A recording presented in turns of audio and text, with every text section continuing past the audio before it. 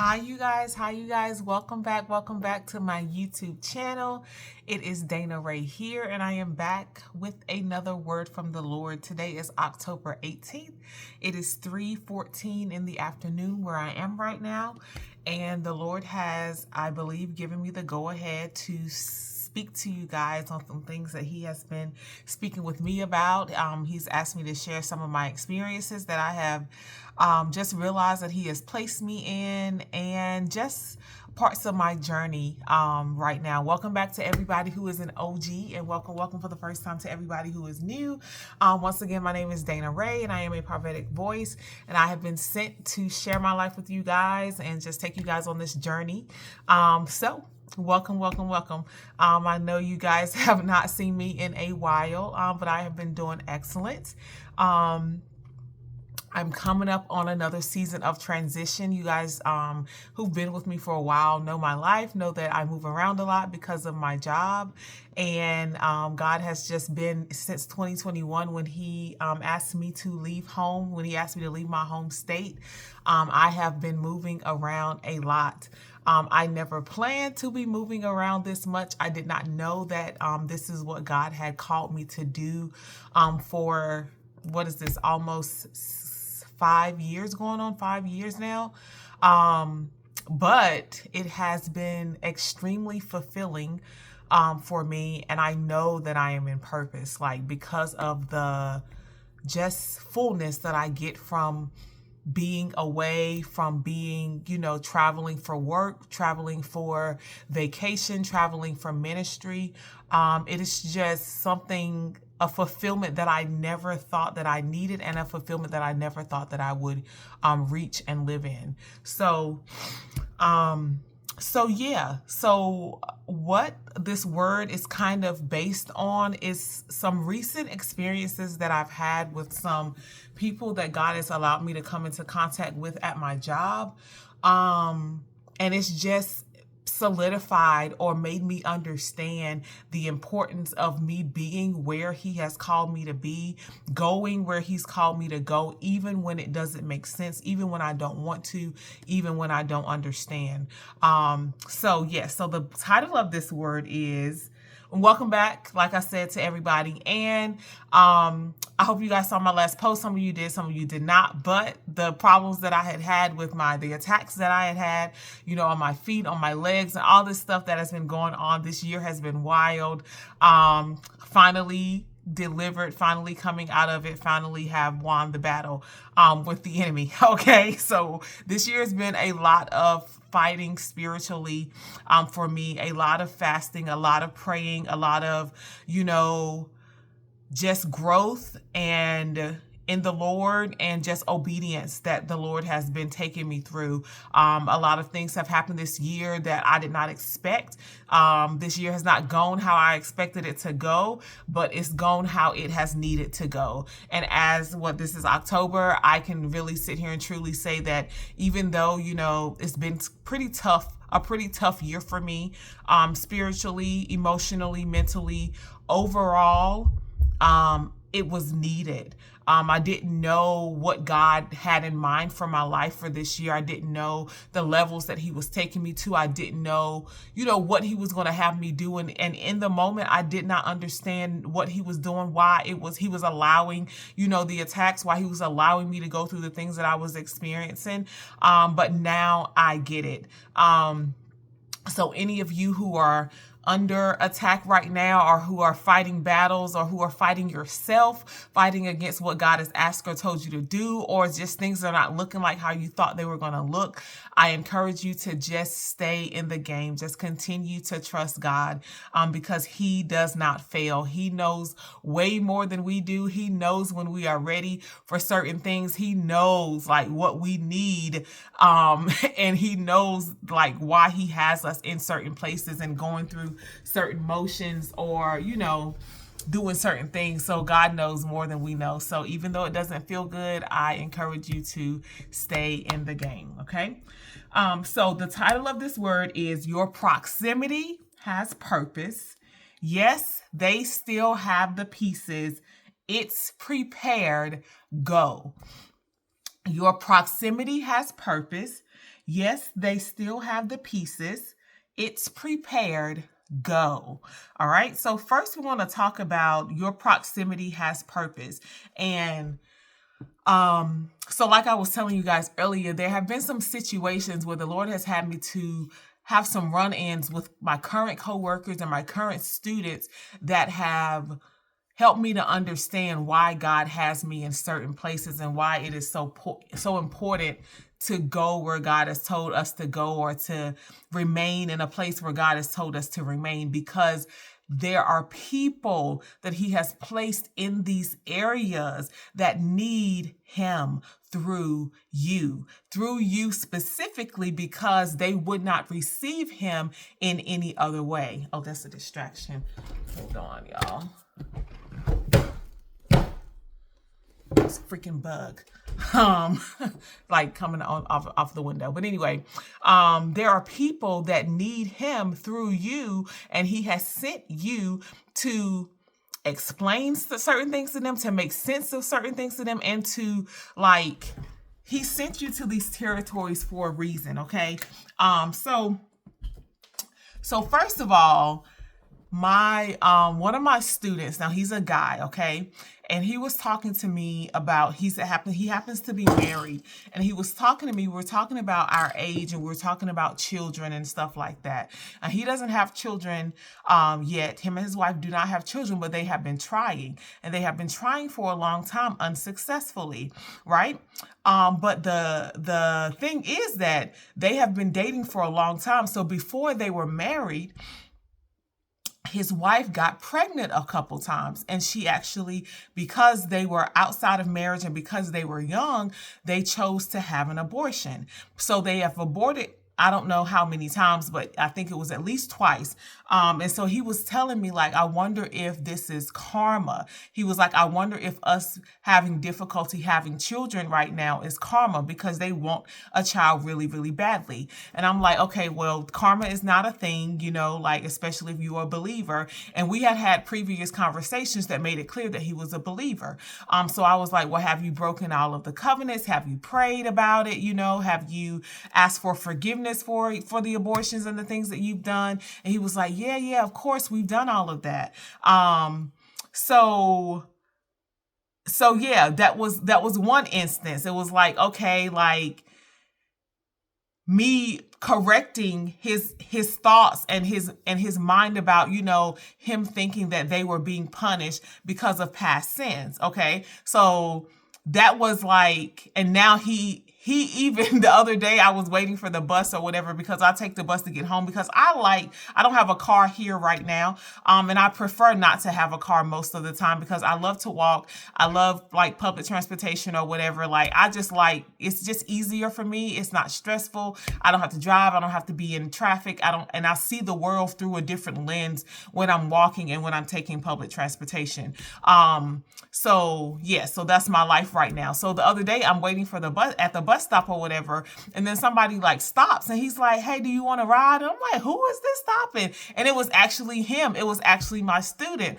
So I'm like, yeah. So I got in the car, and he took me home, and I felt so covered. Like, I felt like this is God showing me that he is covering me everywhere. You know what I'm saying? And this happened to be the same student that had told me about his issues with getting pregnant. And even after we had that conversation about the miscarriages or whatever, their difficulty with getting pregnant now, I was able to speak life into that. I'm like, no, if you guys were pregnant before, you're definitely supposed to be, have children or whatever. Just continue to trust in God. And then I was able to come home and take him and his wife into prayer, and to pray for them and to cover them, to pray for their relationship and their faith in God, and that God would come through with the children that he has promised to their lives, and that the enemy will no longer be able to, have them suffering in shame, that he will teach them how to steward their bodies or whatever, or teach them just to wait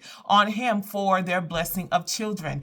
But if I were not in this place, in the proximity of this young man, I would not have been able to speak into that situation and to correct something that he thought was karma or whatever, which is demonic, which is not even of God, and get him back on the place or the pathway of faith, of believing in God. That no, like, definitely, if you guys have been pregnant before, you're definitely supposed to bring children into this world, okay? And actually, because you're doing it the right way now the enemy wants to block things. Like, so that was number one, a situation that I had run into that was like, okay, you needed to be here. Just a little God moment. Like, okay, you're here for a reason.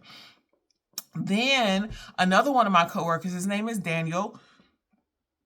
He was like, "Oh, Dana," and this coworker has expressed to me that he's experienced issues with depression, with people pleasing, with not feeling good about himself and stuff. And then when I look at him, I'm like, "What?" Like, he's an attractive guy. He may be a little short, but he's a nice looking guy. He's a hard worker. He's a very good person, and he has a very good heart. So I'm like, wow, it's interesting to understand and to hear that he's dealing with depression, because you would have never known it. He's so kind. He's always bringing candy to everybody, always being so helpful to everyone. But those are the main ones who are dealing with secret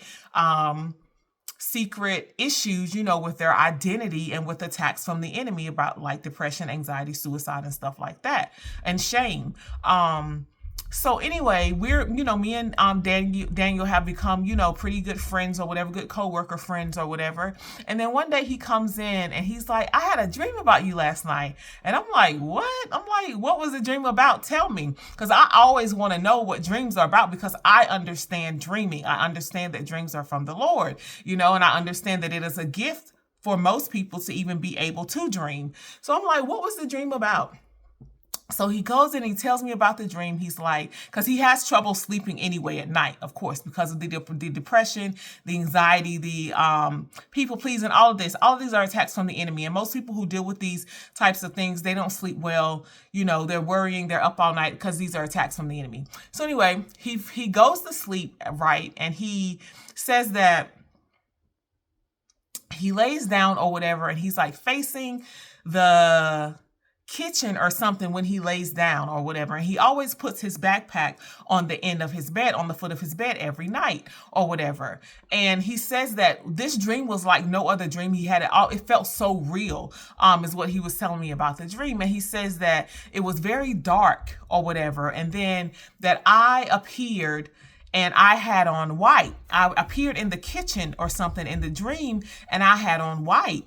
And then he was like, I walked up to him and I like rustled something in his backpack or whatever, but it actually felt like in real life, it felt like his backpack was moving. Okay. And like, then I like walked past the bed or whatever. And then like, he kind of woke up, but it was like, he felt a little bit scared just because it was dark, and whatever was happening in the dream felt very real. But he said that I was there and I walked from the kitchen and walked like past his bed and I had on white. Okay. And I was like, "Oh, that's nothing to be afraid of." Like, I'm like, that's not a dream to be afraid of. And mind you, before, he's told me that his mom is very much like an adamant Christian. Like, she is very, quote unquote, he calls it religious. She prays a lot, whatever. So I'm already like, okay, God, here's one of your other children that have been, raised under you, but may have walked away from you for whatever reason, or they may not believe right now for whatever reason.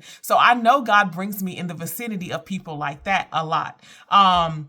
So when he tells me this dream, I'm like, "Oh, it's nothing to be afraid of." I'm like, because I have a true relationship with God, the white was just showing you like that God is trying to get your attention. Like, he wants a relationship with you. Like, he's trying to get your attention, especially, with the things that you're going through with depression and anxiety and stuff like that. And I'm like, it's nothing to be scared of. God speaks to us through dreams. But because I was in white, I was like, that means that I was pure. That means that, like, he's probably showing you that I am one of his and I have a true relationship with him, and that he just wants your attention. He's trying to get your attention. He's trying to like free you from this depression, all of this stuff. But I didn't go into all of that, but I know in my mind that God is trying to get a relationship with him or whatever. So then later on, like another day or whatever, he's like, do you go to church around here, Dana? And I'm like, no, God hasn't sent me to a church around here or whatever, because I move around a lot and God has not,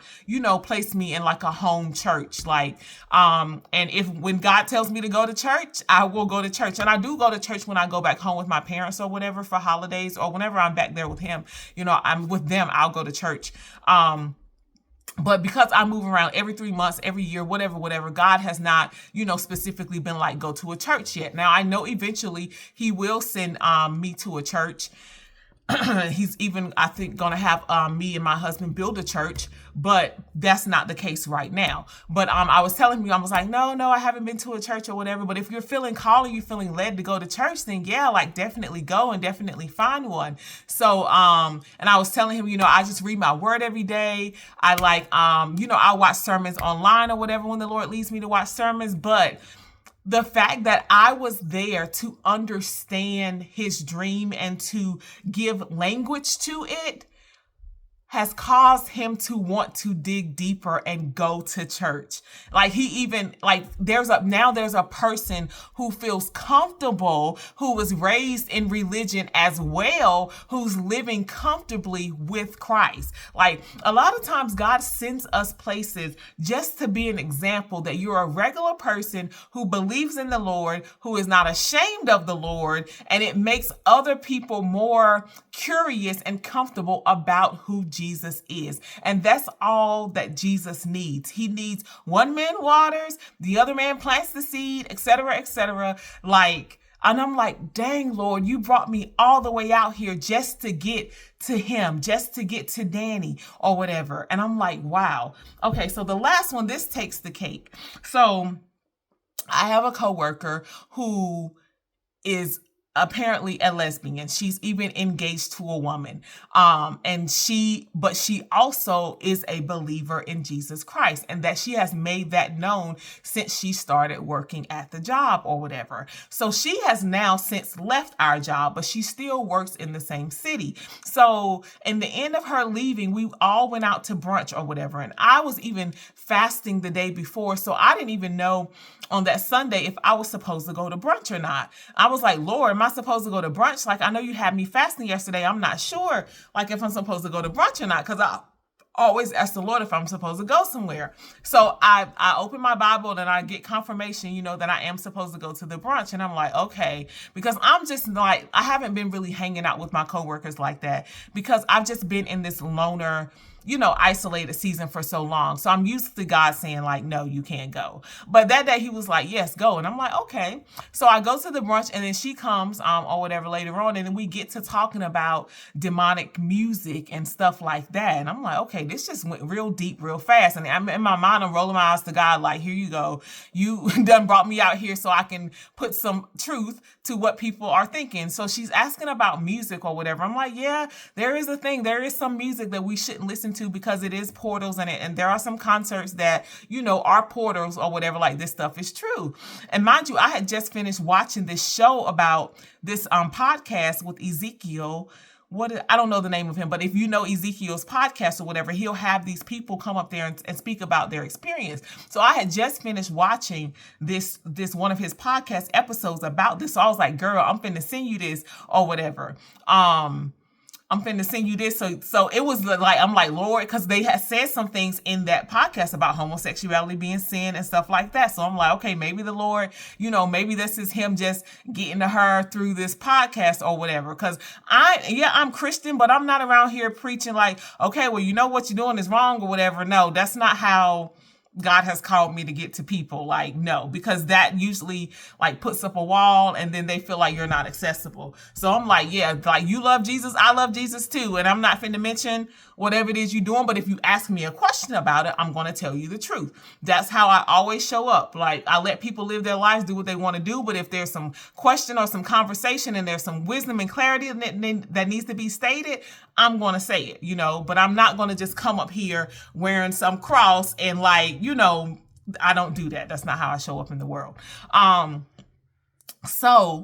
So she ended up watching the podcast or whatever, and she had sent me a few texts. She was like, yo, this is crazy. I'm going to change my music or whatever. So I'm like, okay, whatever. So then yesterday or a couple of days ago, she texted me and she's like, and mind you, she doesn't work at our hospital no more. So God is already, and I didn't never have her number until we went to this brunch. The whole time we don't work together, like 3 to 6 months, I never had her number until we went to this brunch, which was like the end of her time working there. You know what I'm saying? So God has his way of making his connections with people. So then she like texted me a couple of days ago. She's like, I have a Christian question for you or whatever. And I'm like, okay, you know, you can call me anytime. Like, I'm open to your question. And I prayed before she called me. I'm like, Lord, like, I don't want to say the wrong thing. I don't want to do anything to discourage her from seeking you. You know, like, Lord, you give me the words to say and you speak through me in this conversation. Because once again, this is a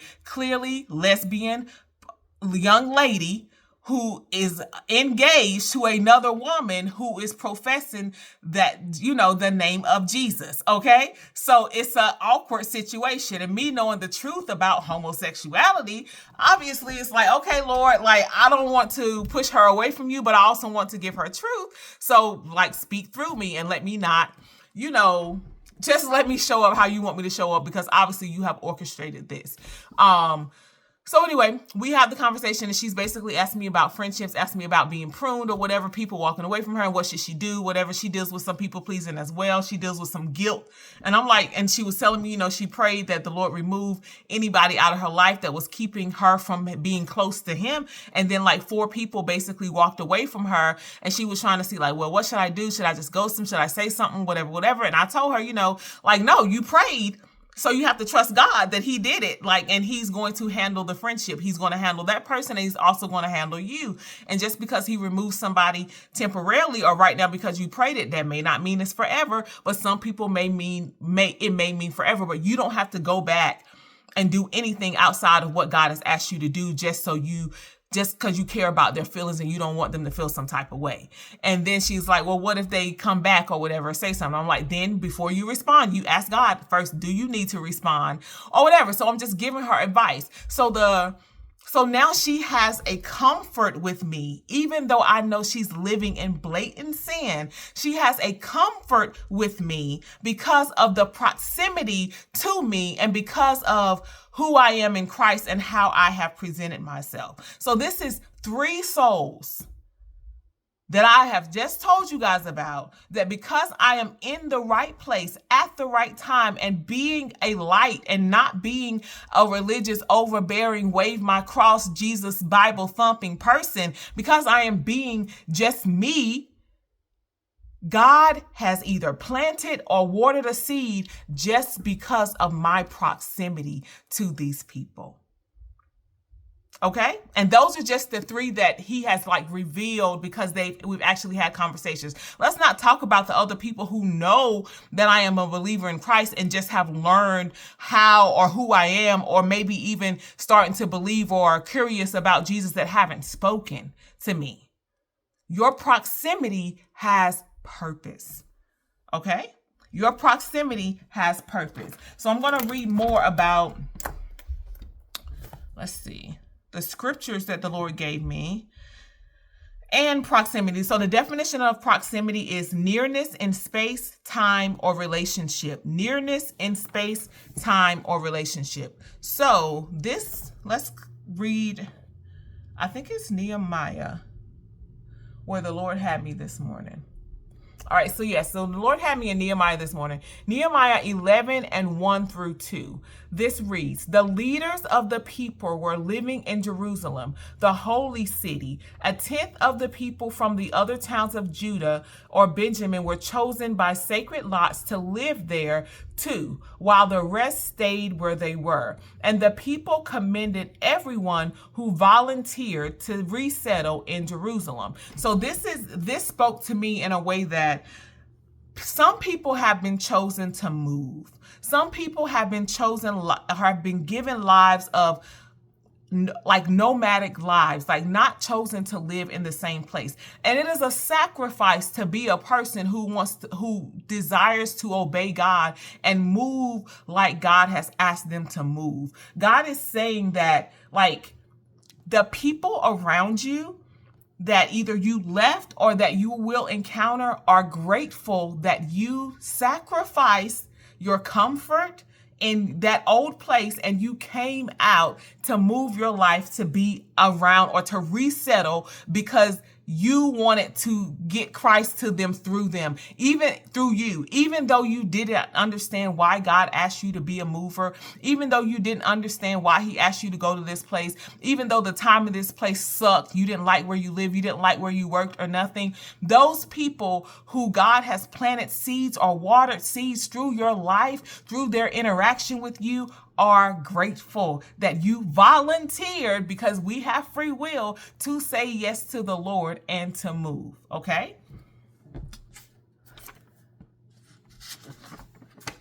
I had also asked the Lord this morning, because the Lord has asked me now to go to a certain place, like to leave again and to move to a certain place. And I'm like, Lord, I don't want to go to this place. When God asked me to go somewhere, like to live, I always like try to go scope out the land or whatever. I will prepare. I move on what God tells me to move on. But I was not happy about going to this place or moving here. I've been there and visited a couple times. And I'm like, bro, there's nothing about this place that makes me want to move here. I don't understand why you're telling me to move here or whatever. So then I wait and I'm like, so then today I'm like, okay, Lord, confirm like the actual city where you're telling me to go to in this state. I'm like, I need you to confirm, like, for real today, because I had my mind set on another state, another city. I'm like, well, if you tell me to go to state, maybe we don't have to go to this specific city. Maybe we can go somewhere else or whatever. And I woke up and I got 3 literal confirmations of the actual city that the Lord had been telling me to go to for years now. And I'm like, okay, Lord, I guess we're going to this place. So the 2 of the emails about this city with this city's name in it came at 8:42 this morning. And 8:42 in the Strong's Concordance means content in a sense of being satisfied because you are living in God's content, in God's fullness. It's a state of inward sufficiency in which a person rests satisfied, independent of outward circumstances. It also means happy. So God was saying, trust me, daughter. Like, even though this does not look like, it doesn't look exciting, it doesn't look like what you want to do right now, trust me. Have faith. What I have prepared for you there is the life that you are going to be content in. You are going to be happy in. It doesn't look like it right now. I know you don't want to go there. I know it don't look exciting to you. I know whatever. Go and trust me, okay? All right. Let's see what else. What other scriptures we have.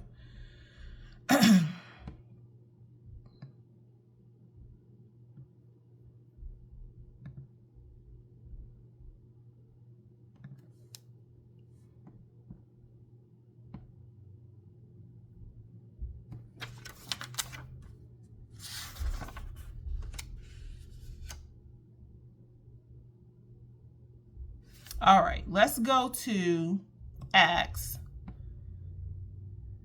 So let's go now to, because the Lord had me read this scripture as well. And this is about your proximity and your location and where God has called you to live or work or be, is protecting people who don't have a relationship with God, who, you know, we who have a relationship with God or have a hedge of protection around us. Like, what the enemy could do to other people who are not protected by prayer, by fasting, by our grandparents and stuff have prayed over us, and that's why we have some favor and protection.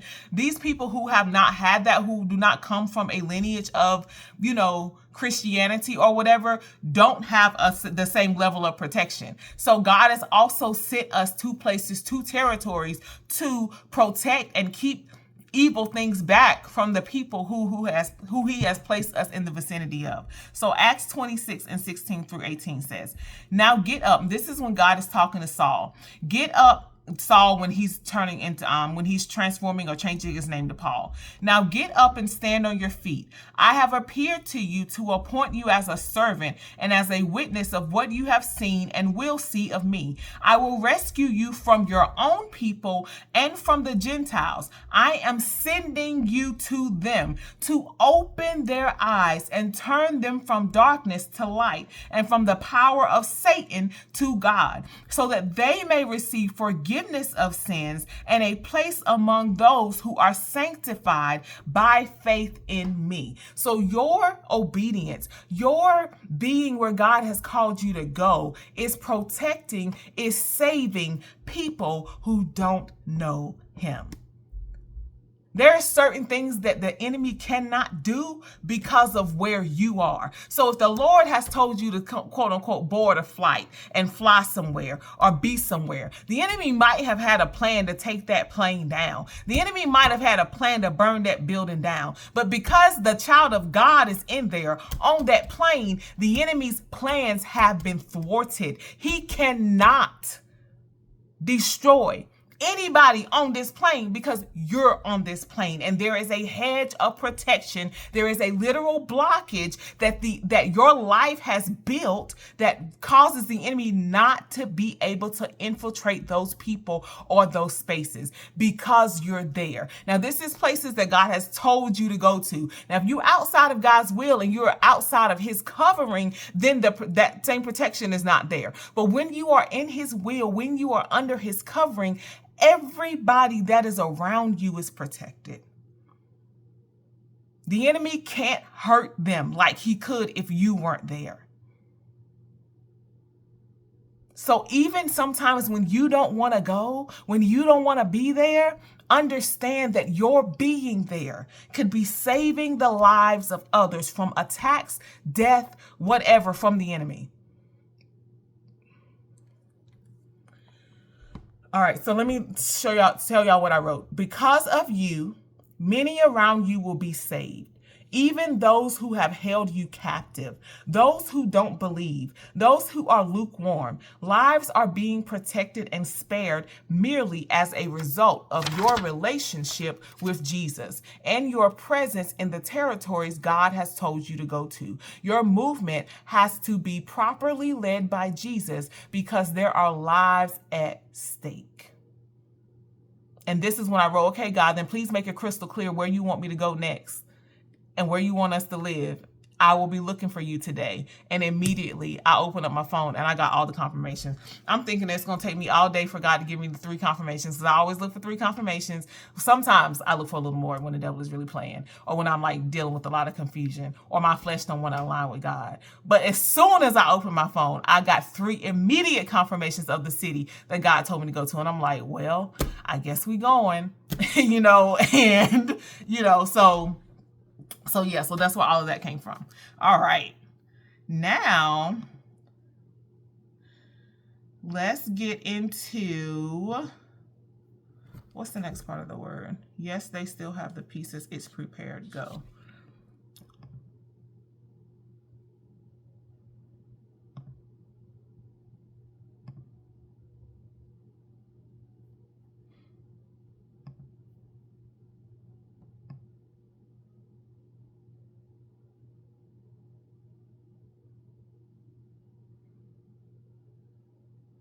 All right, so now we're going to read in Jeremiah 42. And this says, warning to stay in Judah. So how God spoke to me through this part is like warning to go where he's told you to go, or to remain where he's told you to remain, even when you don't want to. Okay. This is like a word for those who have been called to movement. And a lot of you guys who are called to my channel, who are called to my ministry, have been called to movement. It is a life that many people don't understand. Just picking up and going, not having no job, or just quitting the job, whatever. Like, it's crazy out here. But our faith is this is the faith level that God has called us to. So Jeremiah 42, wanting to stay in Judah. Then all the military leaders, including Johanan, son of Kareah, and Jezaniah, son of Hoshea, and all the people from the least to the greatest approached Jeremiah the prophet. They said, "Please pray to the Lord your God for us. As you can see, we are only a tiny remnant compared to what we were before. Pray that the Lord your God will show us what to do and where to go." People recognize your wisdom. God is placing you in places and putting a light on you, and people know to ask you certain questions. They know to come to you. Like, even if they don't know that you are with God or why they know to come to you, the light has drawn them to you. Okay? So it says, "All right," Jeremiah replied, "I will pray to the Lord your God as you have asked, and I will tell you everything he says. I will hide nothing from you." People want the truth. They don't want your watered down, sugar-coated stuff. The world gives them that. People want the truth in love. Then they said to Jeremiah, "May the Lord your God be a faithful witness against us if we refuse to obey whatever he tells us to do. Whether we like it or not, we will obey the Lord our God, to whom we are sending you with our plea. For if we obey him, everything will turn out well for us." 10 days later, the Lord gave his reply to Jeremiah. So he called for Johanan, son of Kareah, and the other military leaders, and for all the people from the least to the greatest. He said to them, "You sent me to the Lord, the God of Israel, with your request, and this is his reply. Stay here in this land. If you do, I will build you up and not tear you down. I will plant you and not uproot you. For I am sorry about all the punishment I have had to bring upon you. Do not fear the king of Babylon anymore, says the Lord. For I am with you, and I will save you and rescue you from his power. I will be merciful to you by making him kind, so he will let you stay here in your land." He's going to change the hearts of people so that these people can stay or obey and do what God has asked him to do. So whatever you think is standing in your way, or what person or whatever, God is going to change the hearts of those people or those things so that you can be in obedience with what he's asked you to do. But if you refuse to obey the Lord your God, and if you say, "We will not stay here, instead we will go to Egypt, we will go back to bondage, we will disobey," because anything in obedience will be like Egypt, it will be bondage, where we will be free from war and the call to arms and hunger, then hear the Lord's message to the remnant of Judah. So this is God saying, if you decide to not do what I have asked you to do, here are the consequences. This is what the Lord of heaven armies and the God of Israel says. If you are determined to go to Egypt and live there, the very war and famine you fear will catch up to you, and you will die there. That is the fate awaiting every one of you who insists on going to live in Egypt. Yes, you will die from war, famine, and disease. None of you will escape the disaster I will bring upon you there. This is what the Lord of heaven's armies, the God of Israel, says. Just as my anger and fury have been poured out on the people of Jerusalem, so they will be poured out on you who enter Egypt. You will be an object of damnation, horror, cursing, and mockery, and you will never see your homeland again. Listen, you remnant of Judah, the Lord has told you, do not go to Egypt. Don't forget this warning I have given you today, for you were not being honest when you sent me to pray to the Lord your God for you. You said, just tell us what the Lord our God says, and we will do it. And today I have told you exactly what he said, but you will not obey the Lord your God any better now than you have in the past. So you can be sure that you will die from war, famine, and disease in Egypt, where you insist on going. Okay, so these people came Jeremiah didn't know their hearts or whatever, but he did what they asked him to do, and he prayed to God, and he told him what God told him to do. And then the way that the end of this ends up is like God knows that they're not going to do what Jeremiah has told them through God to do. God knows that they're going to go back to Egypt, and they're surely going to die because they are in disobedience. Okay, so wherever the Lord has asked you to go or to stay, you better obey him. And I'm not saying you're going to physically die, but as we can see, if you are in America, okay, our government is shut down right now. The very things that we have been warning people about are happening slowly. It's like a little roller coaster. It's like a little in and out, a little dip here and there. But God is warning, and he's showing that there are some things that we have been saying coming: sicknesses, famine, death is coming to the earth. And your salvation, your survival will depend on your proximity to the place and the people that he has told you to go to or to stay in. God will make things crystal clear. And for some of us, he's very specific. He's specific about the city. He's specific about the job. He's specific about the house, the townhouse, the apartment. He is specific about the state. God is very specific because some of you have the authority in certain territories. So he needs you to be there at a certain time. So if you want to see this milk and honey that we're about to read about, go where God has asked you to go to, or stay where he's made it clear that he wants you to stay. But most of you guys, he's saying go. Okay? That's the word. I ain't even got nothing else to add to that scripture. It's clear. If you do this, then you get this. If you don't, you will surely die. Okay? All right. Now Leviticus 20 and 24. But I say to you, you will possess their land. I will give it to you as an inheritance, a land flowing with milk and honey. I am the Lord your God, who has set you apart from the nations. You have been set apart. Okay? You have been set apart. Deuteronomy 11. Love and obey the Lord. Love the Lord your God and keep his requirements, his decrees, his laws, and his commandments always. Remember today that your children were not the ones who saw and experienced the discipline of the Lord your God, his majesty, his mighty hand, his outstretched arm, the signs he performed, and the things he did in the heart of Egypt, both to Pharaoh, the king of Egypt, and to his whole country. What he did to the Egyptian army and to his horses and chariots, how he overwhelmed them with the waters of the Red Sea.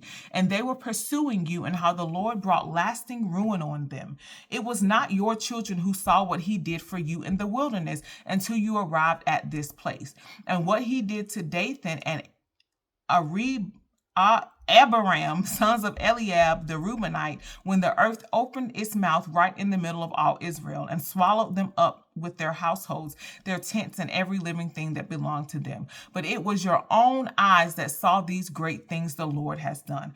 Observe, therefore, all the commandments I am giving you today, so that you may have the strength to go in and take over the land that you are crossing the Jordan to possess, and so that you may live long in the land the Lord swore to your ancestors to give them and their descendants, a land flowing with milk and honey. The land you are entering to take over is not like the land of Egypt from which you have come, where you planted your seeds and irrigated it by foot as in a vegetable garden. But the land you are crossing the Jordan to take possession of is a land of mountains and valleys that drinks rain from heaven. It is a land the Lord your God cares for. The eyes of the Lord your God are continually on it from the beginning of the year to its end. So if you faithfully obey the commands I am giving you today, to love the Lord your God and serve him with all your heart and with all your soul, then I will send rain on your land in its season,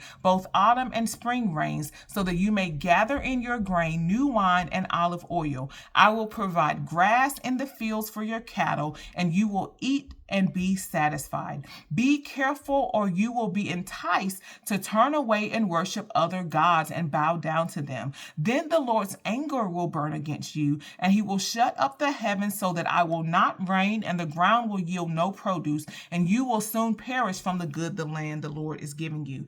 Fix these words of mine on your hearts and minds. Tie them as symbols on your hands and bind them on your foreheads.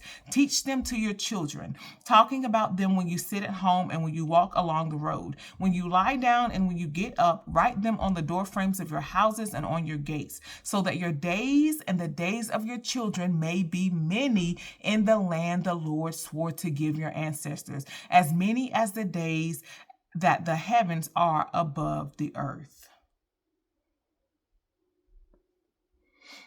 So the Lord is saying here, he's sending you to a land, to a place that he has prepared for you.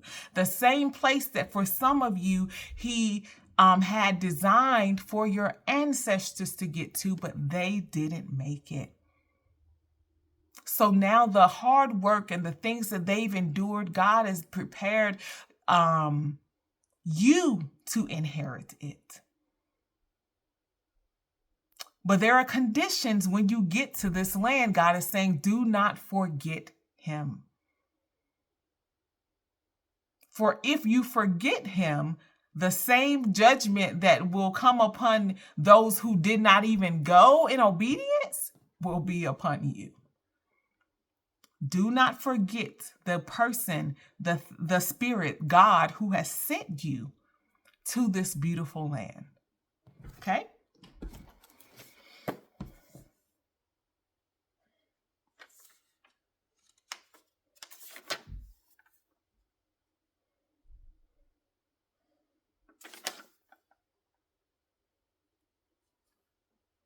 Proverbs 3:5-6. Trust in the Lord with all thine heart, and lean not into thine own understanding. In all thy ways acknowledge him, and he shall direct thy paths.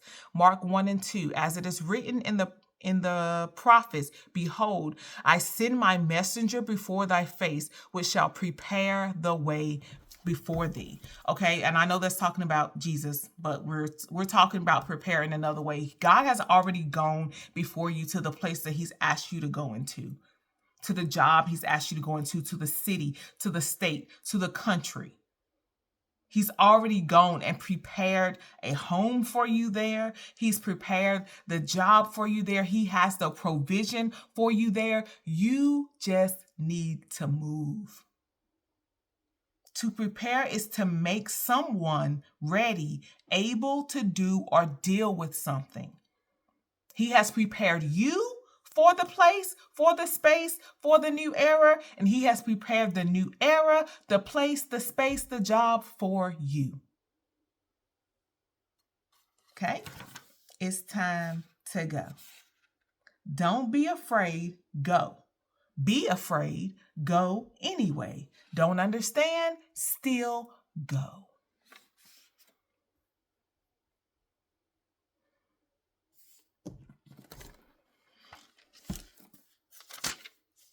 First Corinthians 1:9. But as it is written, eye hath not seen, nor ear heard, neither hath entered into the heart of man the things which God has prepared for them that love him.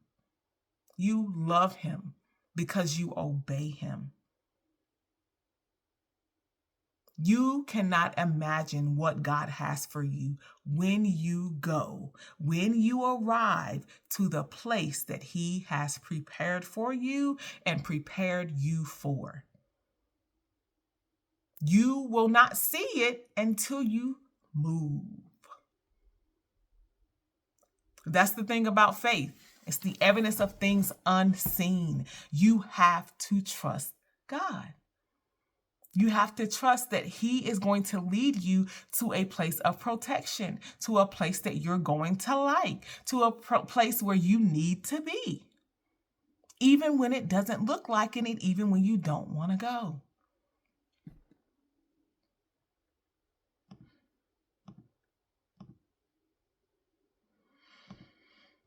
All right, the next part of the word, which we are wrapping up because this part, the last part of the word is not long. It's called, it says, yes, they still have the pieces. Yes, they still have the pieces. So the word that God gave me here was compliment.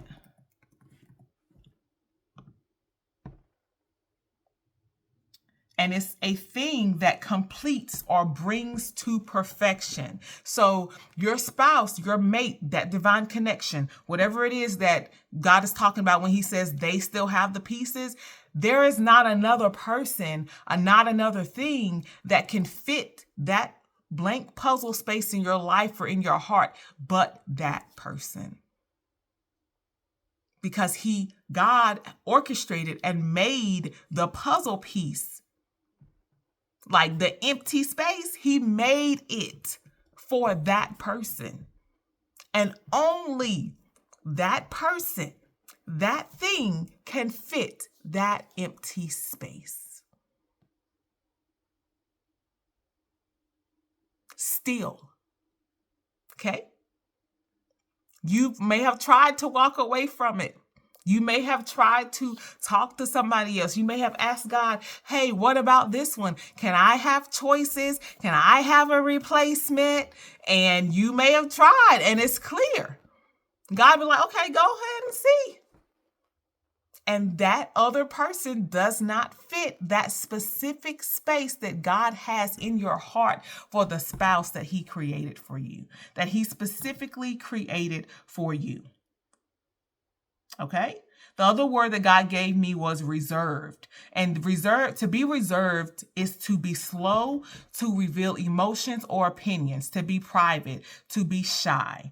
Okay? And the word what the Lord said to me about this was, don't mistake someone being reserved for dis or uninterest. God is specific. When he prepares you for a spouse, he already knows the personality, inner makeup, experiences, and pains of that specific spouse. So your journey may look insane from outsiders, but deep down within, you know God has prepared you differently to understand and handle your specific person in a special way, the right way. You are not crazy. And yes, God did really say. Stick with it in faith. God does not lie. And what he said, you will see and live in. It's only a matter of his perfect timing.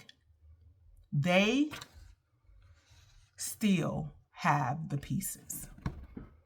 Okay?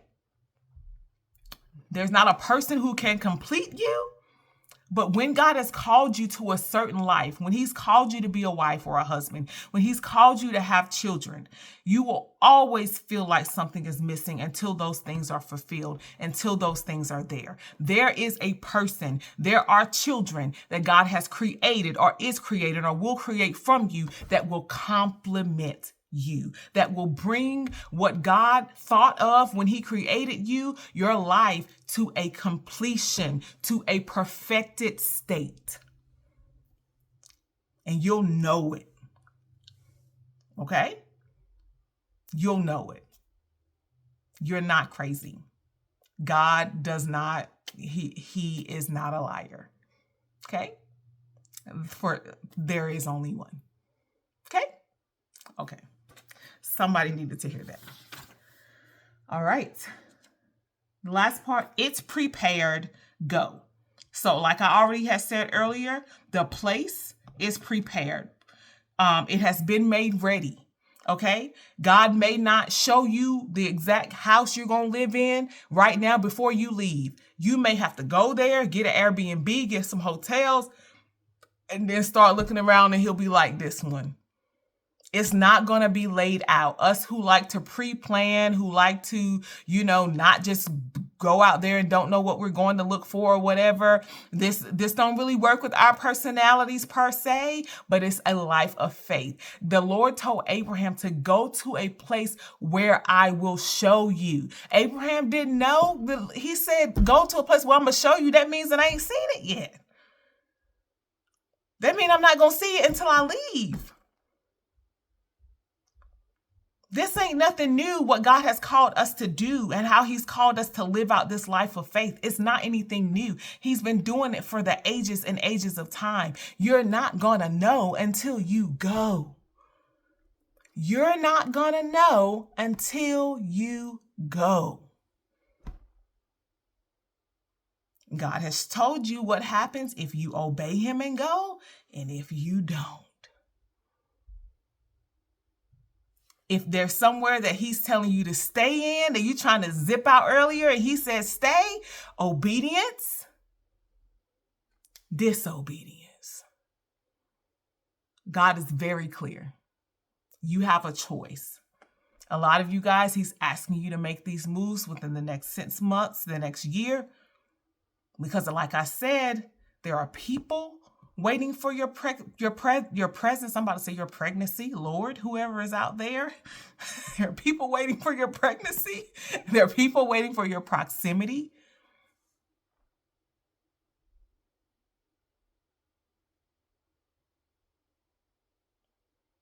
People are waiting for you.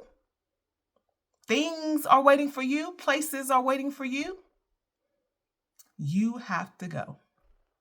And if you don't want to go for yourself, go for those souls. 3 souls. Like, this has been in the last month that God has confirmed, like, there are 3 people here that I sent you here. And even though you've been here for a year and a half, I'm just now showing you when you're about to leave why I sent you here. 3 souls that have spoken, and now I can see that God has shown me, like, yep. And everywhere I go, every vacation I've taken, every location that I've visited, there has been at least one person that God has wanted to encounter through me. Yes, the flights are lonely. Yes, I miss my family. Yes, it's uncomfortable. But when God shows me the souls that he cares about, the people that he wants to reach, it makes it all worth it. People are not going to come to church anymore. People don't know how to come find you. God is sending you to them, but you have to go. This morning, I was like praying. This is outside of the word, but I was like praying and I was crying because I am so fulfilled in the life that he has called me to. Yeah, I live like job to job every 3 months. It's like either you're going to stay at this job or you're going to move to another job. You're going to stay in the city. You're going to move to another city. You're going to walk. You're going to rent a car. You're going to blah, blah, blah. You're going to do this and that. Like, it's not always comfortable. I can't walk around bare feet because these places ain't my places. I don't feel comfortable. I don't feel comfortable walking around bare feet nowhere but my parents' house right now. But I was literally crying because I know how it feels. I know the emptiness I felt before I left in 2021. I know how I felt like there was something that's missing. There's something more out there in my life that I'm supposed to be doing and I'm not doing it. And now I don't feel that. Even in the hard times, even when I feel alone, even when I want to, see my family, but I can't, even when I miss a holiday with my family and I can't be there, God will have me with somebody else, with other friends, with other people. I am completely fulfilled in the life that God has allotted me to live because he chose the life for me. And I was just so thankful that he chose me to leave, that he chose me to live and meet new people and have all of these experiences in these different parts and places of the world. He chose me. I am from a town that has like 800 people at the most. We got to go to the other town to go to Walmart and get food. My high school graduation class was like 200 people. We have only one high school in our entire county. Like, I am from nowhere that you would even find on the calendar. I mean, on the map. And I am out here living this big life. All of these countries, all of these cities, all of these places, making a name for my culture, making a name for my Jesus. He chose me. And for those of you who are being nudged to move, to leave, to do something crazy that people around you don't understand, he's choosing you. Was it scary? Yeah, it was. Now it's not. Now I'm more scared of being stuck than I am of leaving. Because I know what being stuck feels like, and I know what being free does not feel like. So I'm admonishing you today to obey the Lord. Move, go, get to where he has for you, get into that milk and honey. It's a new season, it's a new era. Sometimes you will not, most of the time, because God has called us to faith, you will not see it until you go. Let's recap the word. Your proximity has purpose. This life, your life is about people. Literal, on the ground, people. It's not about your preferences. It's not always about your comfort. It's about people. Yes, they still have the pieces. They still have the pieces. They still have the things that you need. And it's prepared. Go. I will see you guys the next time God sends me back. Bye.